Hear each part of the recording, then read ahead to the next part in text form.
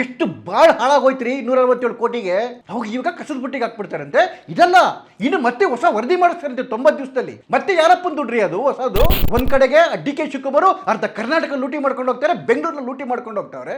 ನೀವು ಈ ದಾರಿ ಇಟ್ಕೊಂತೀರಾ ನೀವು ಲೂಟಿ ಮಾಡೋದಕ್ಕೆ? ಎಲ್ಲೋಯ್ತು 167 ಕೋಟಿ? ಯಾರಿಗೆ ಬಾಧ್ಯಸ್ಥದಕ್ಕೆ? ನನ್ನ ಕರ್ನಾಟಕದವ್ರ ದುಡ್ಡದು. ಯಾರು ಬಾಧ್ಯಸ್ಥ 167 ಕೋಟಿಗೆ? ಯಾರ ಅಪ್ಪನ ಮನೆ ದುಡ್ಡದು? ಕ್ಯಾಬಿನೆಟಿಗೆ ಮರ್ಯಾದೆ ಇಲ್ವಾ? ಹಾಗಾದ್ರೆ ನೀವು ದಾಸರಾಗ್ರಿ ನಿಮ್ಮ ಹೈಕಮಾಂಡ್ಗೆ. ಜನದೇನು ತಪ್ಪಿದೆ? ಕರ್ನಾಟಕದ ಜನ ಯಾಕೆ ದಾಸರಾಗಬೇಕು? ಆ ಡಿ ಕೆ ಶಿವಕುಮಾರ್ ಹೈಕಮಾಂಡ್ ಇಟ್ಕೊಂಡು ನಿಮ್ಮನ್ನು ಬುಗುರಿ ಆಡಿಸ್ತಾವ್ರಲ್ರಿ. ಕ್ರಿಯಾ ಮಾಡಿಸ್ತೀರಾ ಜನನ? ಎಷ್ಟು ಅನ್ಯಾಯ ಮಾಡ್ತೀರಿ ಜನಕ್ಕೆ. ನಿಮಗೆ ಬೇಕಾಗಿರೋ ಯಾರೋ ಅಲ್ಪಸಂಖ್ಯಾತರನ್ನ ದೊಡ್ಡ ಮಟ್ಟದಲ್ಲಿ ತೋರಿಸೋದಕ್ಕೆ ಬೇರೆ ಎಲ್ಲ ಹಿಂದೂ ಸಮುದಾಯಗಳನ್ನ ಮುಗಿಸ್ಬಿಡ್ತೀರಲ್ರಿ ನೀವು.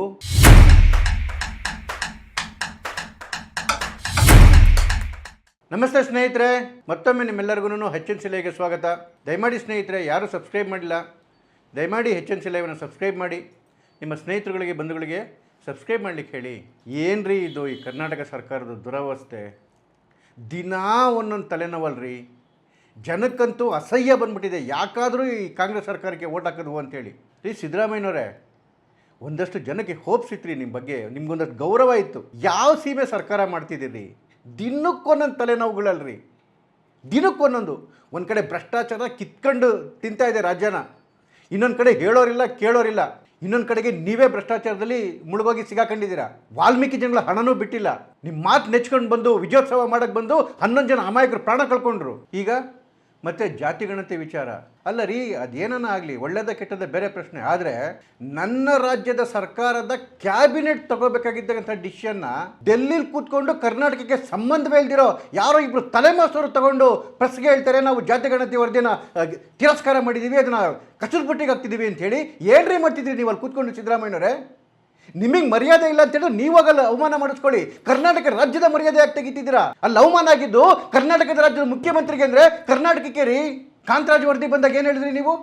ಹೌದು, ನಾವು ತಾತ್ವಿಕವಾಗಿ ವಿರೋಧ ಮಾಡಿದ್ವಿ. ನಾವಷ್ಟೇ ಅಲ್ಲ, ನಿಮ್ಮ MLAಗಳು ವಿರೋಧ ಮಾಡಿದ್ರು, ಮಂತ್ರಿಗಳು ವಿರೋಧ ಮಾಡಿದ್ರು, ಹಲವಾರು ಮಠಾಧೀಶರು ಮಾಡಿದ್ರು. ಯಾಕೆ ಅಂತ ಹೇಳಿದ್ರೆ ಅದು ಅವೈಜ್ಞಾನಿಕವಾಗಿತ್ತು, ವೈಜ್ಞಾನಿಕವಾಗಿ ಇರಲಿಲ್ಲ ಅನ್ನೋ ಕಾರಣಕ್ಕೋಸ್ಕರ ಎಲ್ಲರೂ ಕಾಂತರಾಜ್ ಆಯೋಗದ ವರದಿಯನ್ನು ತಿರಸ್ಕಾರ ಮಾಡಿದ್ರು, ವಿರೋಧ ಮಾಡಿದ್ರು. ಆದರೆ ನೀವೇನು ಮಾಡಿದ್ರಿ? ಇಲ್ಲೋ ನಾನು ಜಾರಿ ಮಾಡದೆ ಅಂತ ಹೇಳಿದ್ರಿ, ಹಠ ಹಿಡಿದು ಕೂತಿದ್ರಿ. ನಿಮ್ಮ ಪಕ್ಷದ ಅನೇಕ ಮಂತ್ರಿಗಳು ಅಷ್ಟೇ ಹಠ ಹಿಡಿದು ಕೂತ್ಕೊಂಡಿದ್ರು ಹಾಗೆ ಆಗುತ್ತೆ ಅಂತೇಳಿ. ಮಂತ್ರಿಮಂಡಲದೊಳಗೂ ಬಂತದ್ದು, ಕ್ಯಾಬಿನೆಟ್ಗೂ ಬಂತದ್ದು. ಕ್ಯಾಬಿನೆಟ್ ಡಿಸಿಷನ್ ತಗೋಬೇಕಲ್ವೇನ್ರಿ? ಒಳ್ಳೆಯದ ಕೆಟ್ಟದ ಡಿಸಿಷನ್ ಯಾರು ತಗೋಬೇಕು? ಕರ್ನಾಟಕ ರಾಜ್ಯ ಸರ್ಕಾರದ ಕ್ಯಾಬಿನೆಟ್ ತಗೋಬೇಕು. ಕ್ಯಾಬಿನೆಟ್ ತಗೊಳುತ್ತೆ ಅಂತಲೂ ನೀವೇ ಹೇಳಿದ್ರಿ. ಆದರೆ ಡೆಲ್ಲಿಯಿಂದ ಏನೋ ಬುಲಾವ್ ಬಂತು, ನೀವು ಓಡೋದ್ರಿ. ನೀವು DCM ಅಲ್ಲವ್ರು ತೀರ್ಮಾನ ಮಾಡ್ತಾರಂತೆ, ಇದು ಸರಿ ಇಲ್ಲ, ಇದನ್ನು ತೆಗೆದು ಕಸದ ಬುಟ್ಟಿಗೆ ಹಾಕಿ ಅಂತೇಳಿ ಅವ್ರು ತೀರ್ಮಾನ ಮಾಡ್ತಾರಂತೆ. ಮತ್ತು ಅವರು ಬಂದು ಪ್ರೆಸ್ಗೆ ಅನೌನ್ಸ್ ಮಾಡ್ತಾರಂತೆ. ಯಾರ್ರೀ ಅವ್ರು? ವೇಣುಗೋಪಾಲು? ಯಾರ್ರೀ ಸುಜಯವಾಲಾ? ಕರ್ನಾಟಕದ ಸಾಮಾನ್ಯ ಜನಕ್ಕೆ ಅವ್ರಿಗೆ ಏನ್ರಿ ಸಂಬಂಧ? ಅಲ್ಲ ರೀ ಸಿದ್ದರಾಮಯ್ಯನವರೇ, ನೀವೇನನ್ರಿ ಹೋಗಿ ತಲೆ ಎಲ್ಲಾಡ್ಸ್ಕೊಂಡ್ ಬಂದಿದ್ದು? ಅಲ್ಲ ರೀ ಸಿದ್ದರಾಮಯ್ಯನವರೇ, ಆತ್ಮ ಗೌರವನೇ ಕಳ್ಕೊಂಡ್ಬಿಟ್ಟಿದ್ದೀರೇನ್ರಿ ನೀವು? ಕೇವಲ ಒಂದು ಕುರ್ಚಿ ಆಸೆಗೋಸ್ಕರ ನೀವೇನಾ ಇದು? ಹಿಂದೆ ಇದ್ದಿದ್ದು ಸಿದ್ದರಾಮಯ್ಯ. ಕವಡೆ ಕಾಸಿನ ಕಿಮ್ಮತ್ತು ಇಲ್ವಾ ಇಲ್ಲಿ ಮುಖ್ಯಮಂತ್ರಿಗೆ, ಸಚಿವ ಸಂಪುಟಕ್ಕೆ? ಕವಡೆ ಕಾಸಿನ ಕಿಮ್ಮತ್ತು ಇಲ್ವಾ? ಆ ರಾಹುಲ್ ಗಾಂಧಿ ದುರಾಂಕಾರಕ್ಕೆ ನೀವು ತಲೆಗೆ ಬಾಗ್ಬಿಟ್ಟು ಬಂದ್ರ? ಅದು ಒಂದು ಯಾವುದೋ ಒಂದು ಟೆಂಪರರಿ ಕುರ್ಚಿ ಆಸೆಗೋಸ್ಕರ ಬೇಕಿತ್ತೇನ್ರಿ ಸಿದ್ದರಾಮಯ್ಯನವರೇ ನಿಮಗೆ ಈ ಮಾತು ಜನರ ತನ್ನಿಸ್ಕೊಂಡು ಕೆಳಗಿಳಿಯೋದಕ್ಕೆ? UPA ಸರ್ಕಾರ ಇದ್ದಾಗ ಮನಮೋಹನ್ ಸಿಂಗ್ ಪ್ರಧಾನಮಂತ್ರಿ ಆಗಿದ್ದಾಗ ಅವತ್ತಿನ ಕ್ಯಾಬಿನೆಟ್ ಒಂದು ಡಿಸಿಷನ್ ತಗೊಂಡಿತ್ತು.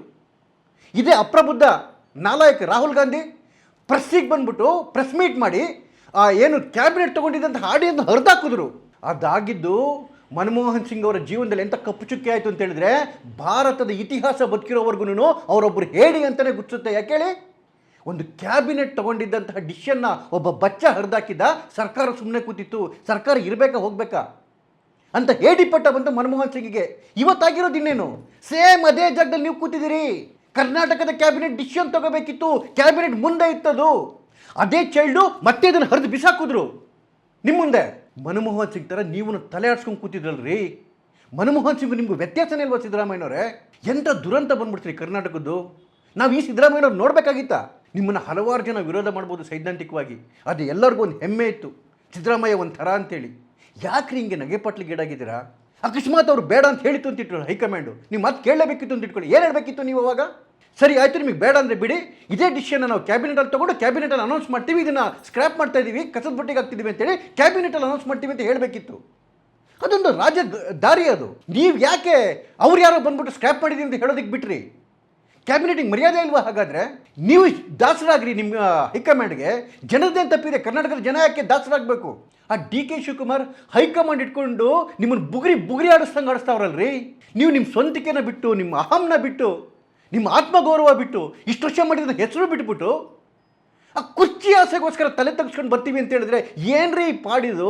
ಅಲ್ಲೇ ಎದ್ದು ಈ ತೀರ್ಮಾನ ನಾವು ಇದರಲ್ಲಿ ಕ್ಯಾಬಿನೆಟಲ್ಲಿ ತಗೊಂತೀವಿ, ನೀವು ಹೇಳೋ ರೀತಿನೇ ತಗೊಂಡು ನಾವು ಕ್ಯಾಬಿನೆಟಲ್ಲಿ ಅನೌನ್ಸ್ ಮಾಡ್ತೀವಿ ಅಂತ ಹೇಳಿ ಬಂದಿದ್ರೆ ಸಿದ್ದರಾಮಯ್ಯನವರೇ ನಿಮ್ಮ ಹೆಸರು ಚಿರಸ್ಥಾಯಿ ಆಗಿರೋದು. ಇವಾಗ ಬಂದು ಹೇಳ್ತೀರಿ, ಅವರೆಲ್ಲ ಅನೌನ್ಸ್ ಮಾಡಿದ್ಮೇಲೆ ಆಚೆ ಕಡೆಗೆ ಬಂದು ಹೇಳ್ತೀರಿ ಇಲ್ಲ ಅದು 10 ವರ್ಷದ ಹಳೆಯದು, ಇವಾಗ ಜ್ಞಾಪಕ ಬಂತದ್ದು 10 ವರ್ಷದ ಅಂತೇಳಿ. ನಾಚಿಕೆ ಆಗಲ್ಲ ನಿಮ್ಮ ಬಾಯಲ್ಲ ಮಾತು ಬರೋದಕ್ಕೆ? ಯಾವ ಸಂದರ್ಭದಲ್ಲಿ ಅದನ್ನು ನೀವು ಕೊಟ್ಟಿದ್ದು? 2015ರಲ್ಲಿ ರಿಪೋರ್ಟ್ ಬಂದಿದೆ. ಯಾವಾಗ? ಕಾಂತರಾಜು ವರದಿ 2017ರಲ್ಲಿ. ಯಾರು ಮುಖ್ಯಮಂತ್ರಿ? ನೀವೇ ಮುಖ್ಯಮಂತ್ರಿ ಆಗಿದ್ರಿ. ಯಾಕೆ ಅಕ್ಸೆಪ್ಟ್ ಮಾಡಲಿಲ್ಲ ಅವತ್ತು? ನಿಮಗೆ ತಾಕತ್ತಿರಲಿಲ್ವಾ? ಅದಾದಮೇಲೆ ನಿಮ್ಮದೇ ಸಮ್ಮಿಶ್ರ ಸರ್ಕಾರ ಬಂತು JDS ಜೊತೆಗೆ, ಆವಾಗ ಯಾಕೆ ಅಕ್ಸೆಪ್ಟ್ ಮಾಡಲಿಲ್ಲ ನೀವು? ಬಿಡಿ, BJP ಸರ್ಕಾರ ಬಂತು, ಅವ್ರು ಅಕ್ಸೆಪ್ಟ್ ಮಾಡಲಿಲ್ಲ. ಯಾಕೆಂದರೆ ಅವ್ರು ವಿರೋಧ ಮಾಡ್ಕೊಂಡೇ ಬಂದಿದ್ದು, ಸರಿ ಇಲ್ಲ ಅವೈಜ್ಞಾನಿಕ ಅಂತ ಹೇಳಿದ್ರು, ಅವ್ರು ಅಕ್ಸೆಪ್ಟ್ ಮಾಡಲಿಲ್ಲ. ಆಮೇಲೆ ನೀವು ಬಂದ್ರಲ್ಲ, ಮತ್ತೆ ಬಂದಾಗಲೇ 2.5 ವರ್ಷ ಆಯ್ತಲ್ಲ, ಯಾಕೆ ಬಿಟ್ಟಲಿಲ್ಲ ಅದನ್ನು? ಯಾವಾಗ ನಿಮಗೆ ಕುತ್ತಿಗೆ ಹೋಗೋಂಥ ಸಂದರ್ಭ ಬಂತು, ಯಾವಾಗ ನೀವು ಸಿಗಾಕೊಂತಿದ್ರಿ, ಆವಾಗ ಬತ್ತಳಿಕೆ ಥರ ಯೂಸ್ ಮಾಡ್ಕೊಂಡು ಹೋದ್ರಿ ಅದನ್ನು. ಯಾರೇ ಬರಲಿ ಏನೇ ಆಗಲಿ ನಾನು ಜಾರಿ ಮಾಡೋದೇನೇ. ಏನಾಯಿತು? ಯಾರೇ ಬರಲಿ ಏನೇ ಬರಲಿ ಅಂತಿದ್ರಲ್ಲ, ಬರೀ ಹೈಕಮಾಂಡ್ ಬಂದಕ್ಕೆ ಎದುರ್ಕೊಂಡು ಬಾಲ ಮುದ್ರಕೊಂಡು ನೋಡಿ ಬಂದಿದ್ದೀರಿ. ನಿಮಗೆ ತಾಕತ್ತಿಲ್ಲ ಅಂತ ಹೇಳಿದ್ರೆ ಅವೆಲ್ಲ ವೀರಾವೇಶದ ಮಾತುಗಳನ್ನ ಆಡಬೇಕಾಗಿತ್ತು. ಆ ಡಿ ಕೆ ಶಿವಕುಮಾರ್ ಆಟದ ಮುಂದೆ ಬಲಹೀನರಾಗೋದ್ರಲ್ರಿ ನೀವು. ಈಗ ಮುಖ್ಯ ವಿಷಯಕ್ಕೆ ಬರೋಣ. ಏನು ಸ್ವಾಮಿ ನೀವು ಮಾಡಿದ್ದು? ಕಾಂತರಾಜ್ ವರದಿಗೆ ಮತ್ತು ಅದಾದಮೇಲೆ ಜಯಪ್ರಕಾಶ್ ವರದಿ ಎಲ್ಲ ಮತ್ತೆ ಅನುಷ್ಠಾನ ಮಾಡೋದಕ್ಕೆ ಎಷ್ಟು ಖರ್ಚಾಗಿತ್ತು? ನೀವೇ ಹೇಳಿದ್ರಲ್ಲ. ಮೂರದ ಪ್ರಕಾರ 167 ಕೋಟಿ ಖರ್ಚಾಗಿತ್ತು ಸ್ವಾಮಿ. ಏನು? ಸರ್ಕಾರದ 167 ಕೋಟಿ. ನೀವೇ ಹೇಳಿ ಒಪ್ಪಿಸಿದಂತಹ ಸಮಿತಿಯದು ವರದಿ ಕೊಟ್ಟಿದ್ದು.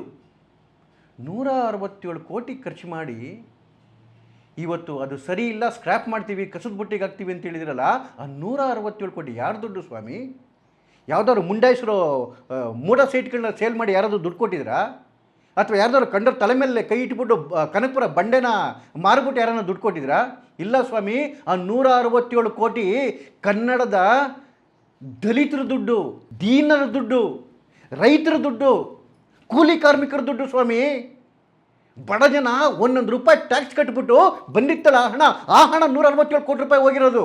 167 ಕೋಟಿ ಅಂದರೆ ಇವಾಗ ಗೃಹಲಕ್ಷ್ಮಿ ಕೊಡ್ತೀವಿ ಅಂತೇಳಿ 5 ತಿಂಗಳಿಗೂ 6 ತಿಂಗಳಿಗೂ ಕೊಡ್ತಾ ಇದ್ದೀರಲ್ಲ, ಆ ಗೃಹಲಕ್ಷ್ಮಿದು 8,35,000 ಹೆಣ್ಣುಮಕ್ಕಳಿಗೆ ಗೃಹಲಕ್ಷ್ಮಿ ಹಣ ಕೊಡ್ಬೋದಾಗಿತ್ತು.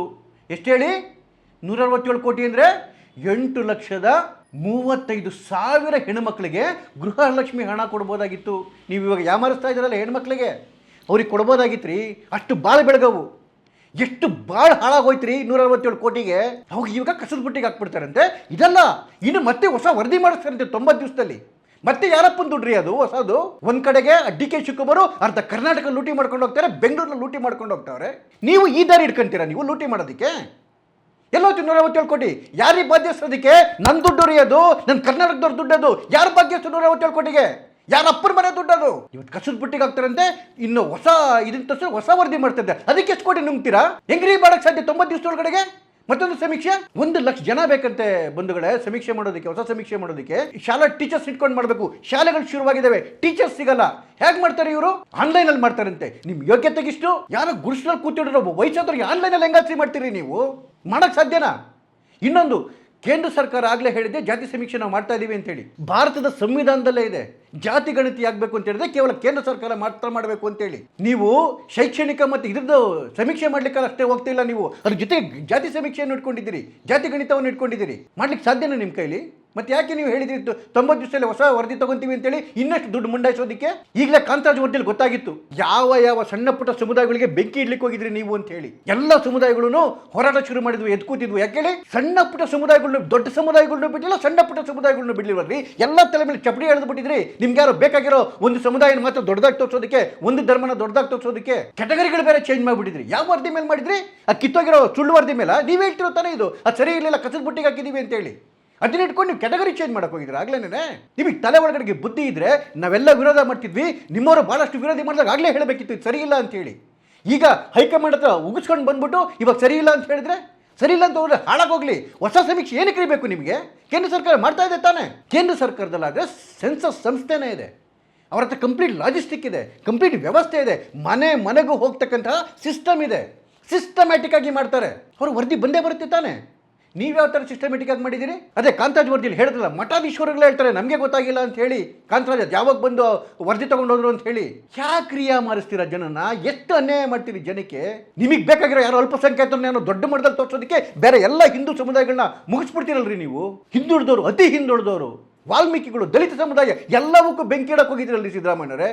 ಸರ್ಕಾರದತ್ತ ದುಡ್ಡಿಲ್ವಂತೆ, ಸರ್ಕಾರ ದಿವಾಳಿ ಅಂತೆ. ಅಲ್ಲ ರೀ, ನಿಮ್ಮ ಯೋಗ್ಯತೆಗೆ ದುಡ್ಡಿಲ್ಲ ಅಂತ ಹೇಳಿ ಆ ರೈತರು ಸಾಲ ಮಾಡೋದಕ್ಕೆ, ಸಣ್ಣ ಪುಟ್ಟ ಸಾಲ ಮಾಡೋದಕ್ಕೆ ರೀ, ಅವನು ತಾಳಿ ಒತ್ತೆ ಇಟ್ಟು, ಸರ ಒತ್ತೆ ಇಟ್ಟು ಬ್ಯಾಂಕಲ್ಲಿ ಒಂಚೂರು ಲೋನ್ ತಗೊಂತಿದ್ರು. ಆ ಮುದ್ರಾಂಕ ಶುಲ್ಕ ಹತ್ತ 400% ಜಾಸ್ತಿ ಮಾಡಿದ್ರೆ ಮನುಷ್ಯತ್ವ ಇದೆಯೇನು ಈ ಸರ್ಕಾರಕ್ಕೆ?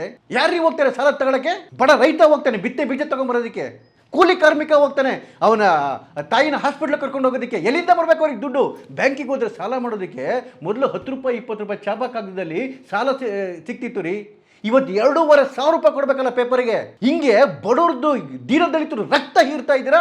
ಆ ದುಡ್ಡನ್ನು ತಗೊಂಡು ಈ ಥರ ಪೋಲ್ ಮಾಡೋದ? 147 ಕೋಟಿ ಬೆಂಕಿಗೆ ಹೋಯ್ತಂತೆ, ಈಗ ಹೊಸ್ದಾಗಿ ಮಾಡೋದಕ್ಕೆ ಇನ್ನೊಂದಷ್ಟು ಕೋಟಿ ಅಂತೆ. ನಿಮಗೆ ರಾಜಕೀಯ ಭಿಕ್ಷೆ ಬೇಕಿದ್ರೆ ನೀವು ಹೋಗಿ ನಿಮ್ಮ ಹೈಕಮಾಂಡ್ ನಿಮ್ಮನ್ನು ಮಾರ್ಕೊಂಬಿಡಿ. ಕರ್ನಾಟಕ ರಾಜ್ಯನ ಮಾರಬೇಡಿ. ಬಡ ಜನರ ಬಾಳ ಮೇಲೆ ಚಪ್ಪಡಿ ಹೇಳಿಬೇಡಿ. ದಯಮಾಡಿ ಬಿಟ್ಬಿಡಿ. ನಿಮ್ಮ ಕೈಲಿ ಆಡಳಿತ ಮಾಡೋಕ್ಕಾಗದಿದ್ರೆ ಸುಮ್ಮನಿದು ಬಿಡಿ. ಅಟ್ಲೀಸ್ಟು ರಕ್ತ ಹೀರಬೇಡಿ. ಏನು ಮಾತಾಡೋದು ಬಂಧುಗಳೇ ಈ ಸರ್ಕಾರದ ಬಗ್ಗೆ? ನಮಸ್ಕಾರ.